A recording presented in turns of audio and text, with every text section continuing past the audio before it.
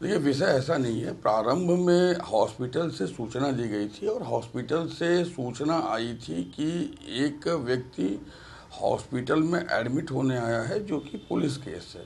Police वहाँ पे पहुँची, पुलिस ने वहाँ पर प्राइमरली चीज़ों को एग्जामिन किया, डॉक्टर से बातचीत की, और चूँकि वहाँ पर उस महिला की मृत्यु हो चुकी थी, तो उसके बाद आवश्यक जो पंचायतनामा की कार्यवाही है और जो परिजनों से बातचीत, बयान, इन्वेस्टिगेशन एंड सब्सिक्वेंटली पोस्टमार्टम, और उसके बाद मुकदमा दर्ज करने की जो कार्यवाही है वो पुलिस ने किया। तो इनिशियली 302 में मुकदमा दर्ज किया गया था मर्डर में, बिकॉज वहाँ पे जो सीन ऑफ क्राइम पे चीज़ें दिखाई दी थी, कमरे में ब्लड दिखाई दिए थे, बेड पे ब्लड स्टेन दिखाई दिए थे, रूम में ब्लड के छींटे दिखाई दिए थे, बॉडी पे इंजरी दिखाई दी थी, जैसा कि हमें डॉक्टरों ने बताया था।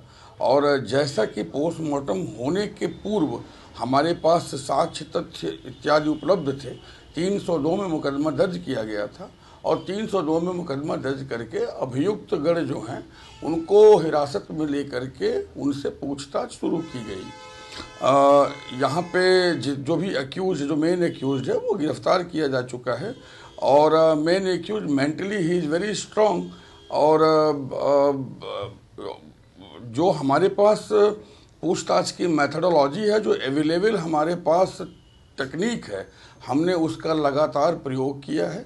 चूँकि अभियुक्त मानसिक रूप से बहुत मजबूत है और एक अलग श्रेणी का अभियुक्त है, तो वो समय ले रहा है। और हर केस में इस प्रकार की अलग अलग स्थितियां होती हैं। हमने अब तक जो पूछताछ किया है उसमें कुछ एक चीज़ें उसने ज़रूर बताई हैं, लेकिन बहुत सी चीज़ें हैं जो अभी तक उसने नहीं बताया है। मानसिक रूप से मजबूत इस अभियुक्त की पुलिस अभिरक्षा में लिए जाने की प्रार्थना भी हम माननीय न्यायालय से कर रहे हैं।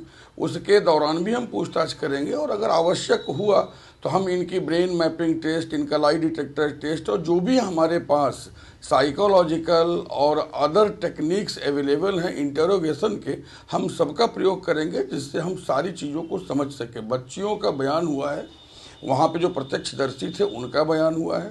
पोस्टमार्टम की रिपोर्ट में जैसे ही सेक्सुअल असॉल्ट की चीज़ सामने आई है, सेक्सुअल असॉल्ट का तथ्य सामने आया है, और जो इंजरी फर्दर पोस्टमार्टम में, आफ्टर पोस्टमार्टम एग्जामिनेशन डॉक्टर्स के द्वारा बताई गई है, उसके अकॉर्डिंगली हमने सेक्शन जो है इस विवेचना में ऐड किया है।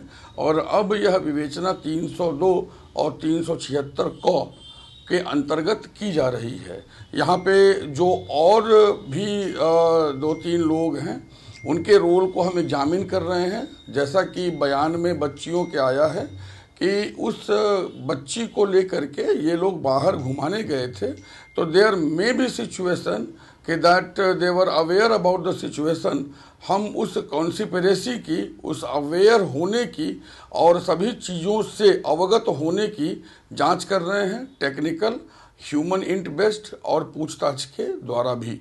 जो भी उसमें आएगा तथ्य, उसके हिसाब से हम कार्रवाई करेंगे। This is very serious case, police is very serious on this. हमने किसी भी चीज़ को छुपाने का कार्य यहाँ नहीं किया है।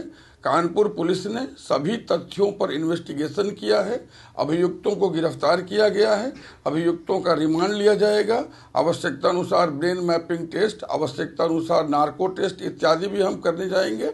और हमारी कोशिश होगी कि इस जघन्य घटना का हम तेजी से विवेचना करते हुए इसके फास्ट ट्रैक विचारण के लिए भी हम माननीय न्यायालय के समक्ष आवेदन करें। सभी साक्ष्यों को तरतीबवार ठीक प्रकार से हम इकट्ठा कर रहे हैं।